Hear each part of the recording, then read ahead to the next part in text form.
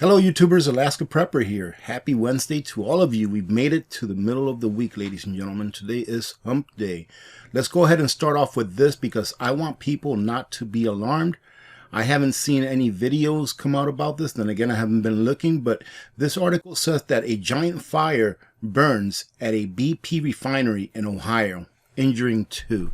Now, why do I say I don't want you to be alarmed? Ladies and gentlemen, you should already have your 5-gallon cans of gas set to the side, okay, to go through whatever little minor crisis may happen. And I consider this somewhat of a minor crisis systemically.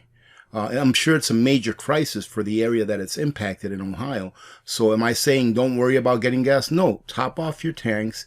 Make sure that you have a few 5-gallon gas cans, if you can, to the side.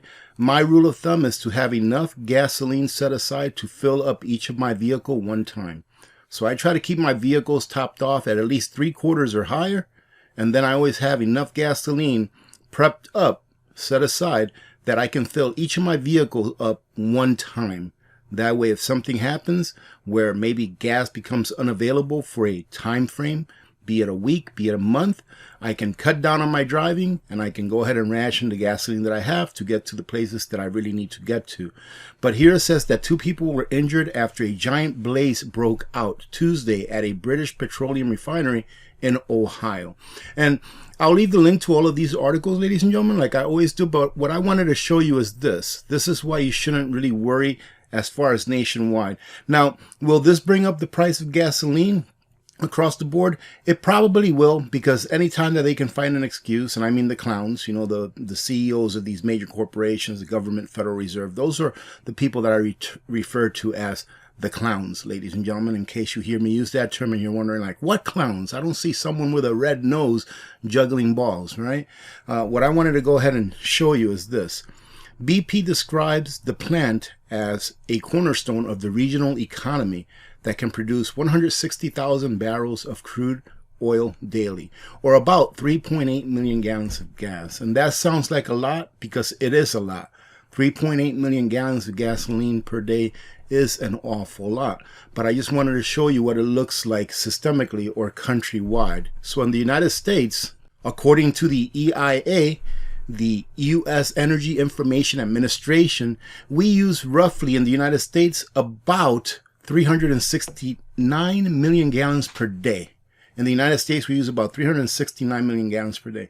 So that 3.8 million of lost production is really only about 1% of what we use on a daily basis. All right, so that's why I say don't panic. Just make sure that you are prepped up. Right? I have no idea what the deal is, what started the fire, or why, and I really don't concern myself with those things because it's already happened, right? So I'm sure they'll do an investigation and say this is what started it, whatever, but it's already happened. So what do we do now? Hopefully you're prepared and you have a little bit of gas put to the side.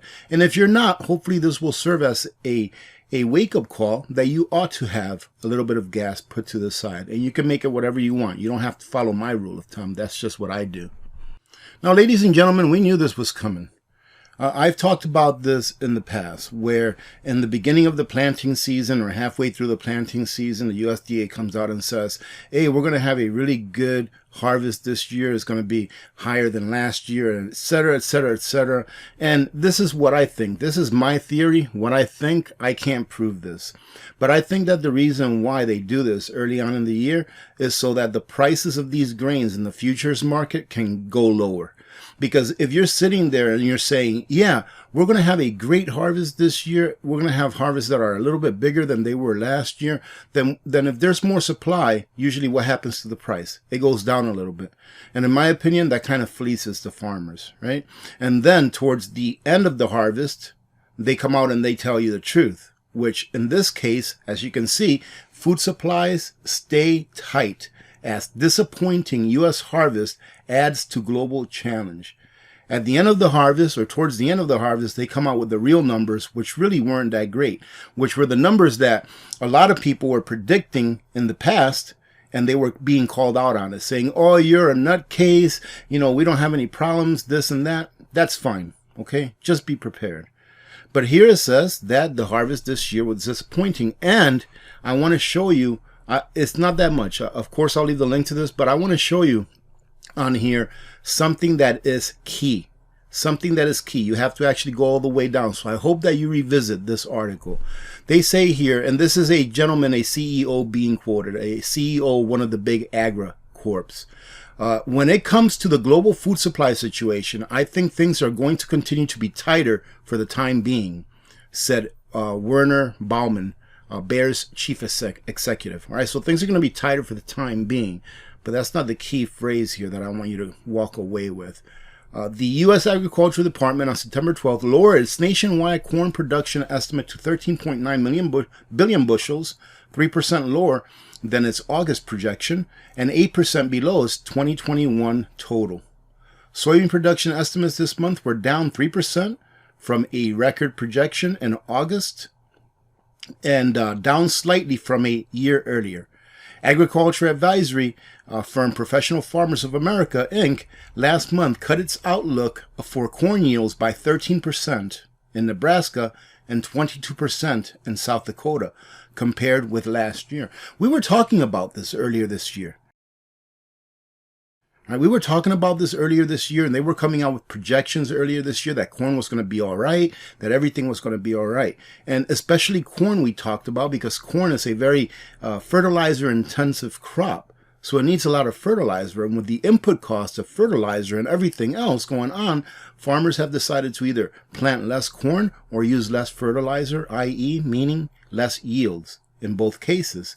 So now they're coming out and telling us, look at this, 22% in South Dakota less than last year, 13% less in Nebraska. In my opinion, those are pretty high numbers. And they're not talking about any other states making up those numbers right here. The corn harvest this year is currently expected to come in below typical recent year yields in North America and Europe, hindering 2022 from being a year of restocking worldwide supplies. All right, so listen to this right here. I'm getting to the part where, where you really need to pay attention, all right? But I need to build it up to that. They continue to say the current market expectation is that global grain and oilseed markets need 2 consecutive normal years of crop years to stabilize global supplies. So let me go ahead and read that again. The current market expectation is that global grain and oilseeds markets need 2 consecutive normal crop years to stabilize global supplies. Now, what does normal crop year mean? Well, do we really know what that means when this year on corn in these 2 states, and this is not all together, but this year here is 13% less than last year. Now, was last year a couple percentage points less than the year before? So what is normal? I will assume that normal is a lot higher than what they are shorting this year.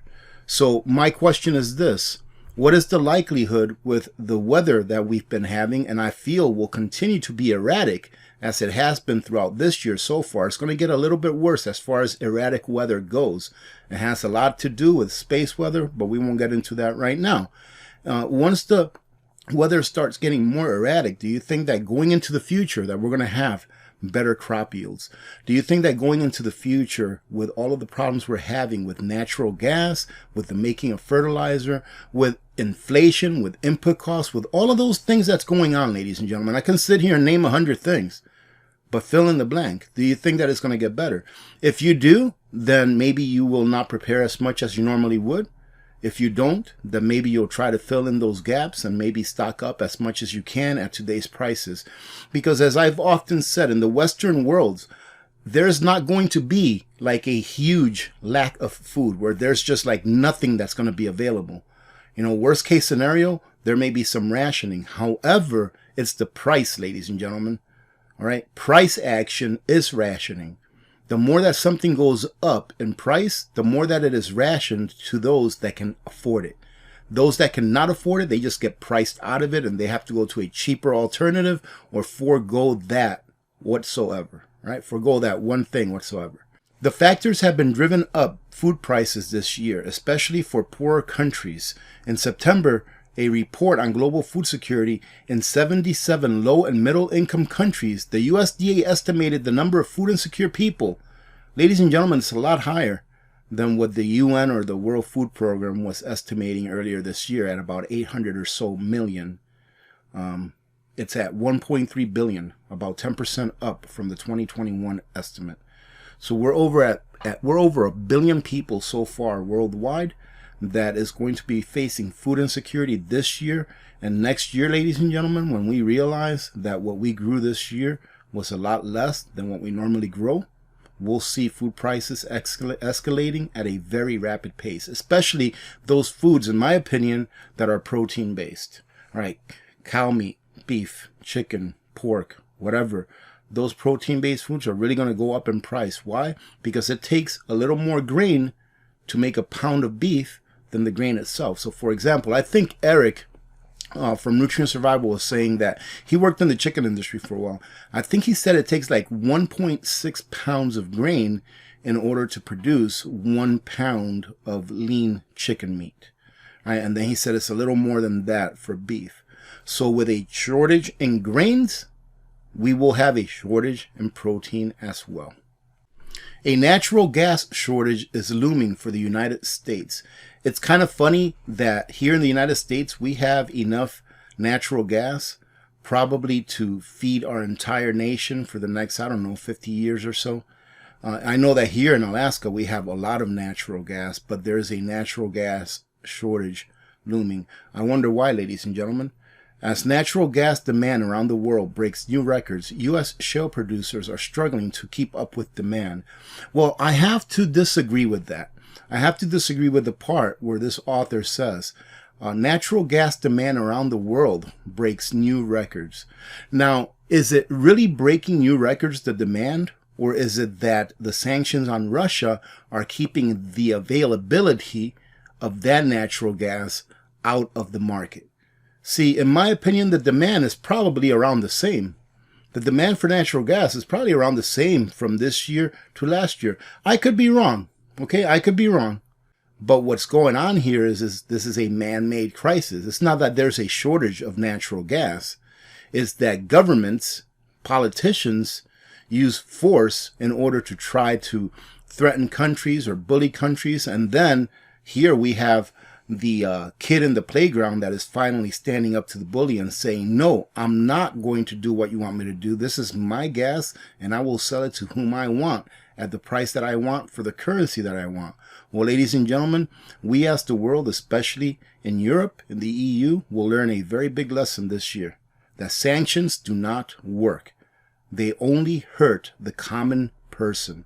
They never hurt those that imposed sanctions on other countries. So when you're suffering this year, either because you're paying really high prices for your heating fuel, for heating your home, or for heating your business, remember that it's because of sanctions that this is happening. And we've talked about this in the past, told you that this has been coming for a while now, and they're finally working it into the financial system.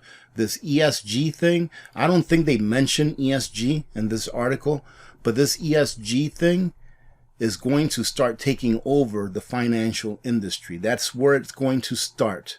Financial industries are going to say, wait a minute, according to ESG, you can't buy this pea shooter. You can't buy this boomstick, according to ESG. So they've already made a code for it so that when you go and purchase it, they can tell on your credit card whether you purchased a firearm or not. Right? That's what I've been hearing. I haven't really researched that into depth, but I've been hearing that. Right? And then eventually you're just not going to be able to make that purchase. So they're priming us. They are priming us for a CBDC and a social credit program. European Investment Bank head rejects natural gas funding for African countries.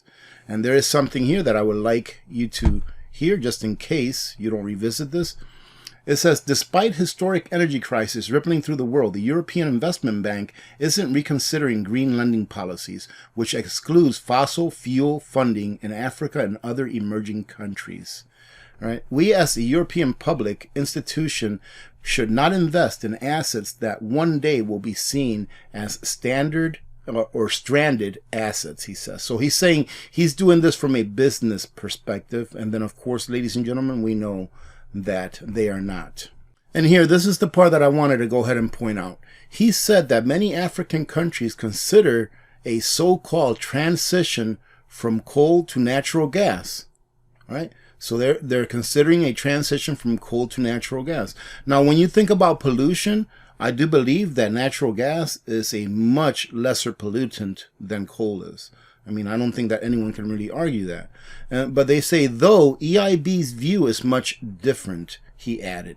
The energy transition must include renewables. So even though here in Germany and other European countries, and I'm not picking on any country, I think you understand that, but here in Germany and other European nations, as well as in some states here in the United States, like California, even though they have come to the realization, just from what they're going through, that renewables are not going to do the jobs by themselves, at least as of now, at least as of we have right now, they're trying to push renewables along with these deals because it will increase their ESG score. That's why, ladies and gentlemen, this ESG thing is going to be a big thing. These big corporations are going to make a lot of money trading ESG and buying and selling, carbon credits to each other. They're going to make a whole bunch of money. And the people that will get stuck paying for that will be the consumer. So every once in a while, I notice that the Federal Reserve, they stop publishing certain charts that they normally used to publish in the past. And in my opinion, that's because they don't want the people to see, for it to be out there, for you to be able to point at it and say, see, why were you doing that? Well, same thing here. The U.S. ends reports on military costs and arms transfers. Now, shouldn't the citizens of the United States of America know exactly where every single dollar that the government extorts from us and then spends on our behalf goes? I believe that's called transparency. And I believe that a government that is a just government that is there for the people would be completely transparent. Right? It says that the State Department announced in August that it will no longer publish the World Military Expenditures and Arms Transfers, so the WMET, I'll call it, reports, which has been released by the U.S. government since 1960s. Maybe, ladies and gentlemen, and here I'm just thinking aloud, right? Maybe the government's gotten onto the fact from maybe watching social media or even hearing it in some news sites from average people complaining, hey, why is it that we're going through all of this suffering here in the United States when it comes to our financial system, economy, etc., and you're all sending all of this money and sending all of these arms that cost the U.S. taxpayer dollars over to overseas locations? I'm all for helping. I really am. But first of all, we should help ourselves. You have to take care of your house first before you can take care of anyone else's house. Because if you continue to forsake your own nation, your own house, your own people, your own infrastructure, your people will suffer as opposed to those nations that you're sending our riches to. I mean, ladies and gentlemen, how much money has this government so far sent overseas? Just this year alone. And they, from what I understand, they have like another $12 billion bill sitting in the sideline to send to other countries overseas. How much? And look at how much we need here in the United States, right? Now, I don't agree with printing money to hand out to anyone, but if they're going to print it, take note of how much overseas we're sending, and our inflation is going to go up anyways because of that money printing. Then why not spend it here where it's needed first and foremost? And I'll bring up this real quick before we finish it off. Take note of how much money we're sending overseas, and then take note of how much help we send to Puerto Rico, who just got slammed by this hurricane or tropical storm, whatever it is that just passed through it.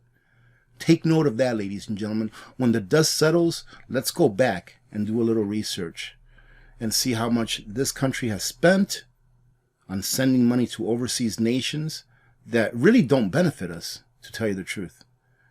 And then let's see how much money it's actually going to spend to help Puerto Rico with the devastation that they just been going through because of that hurricane that passed through there.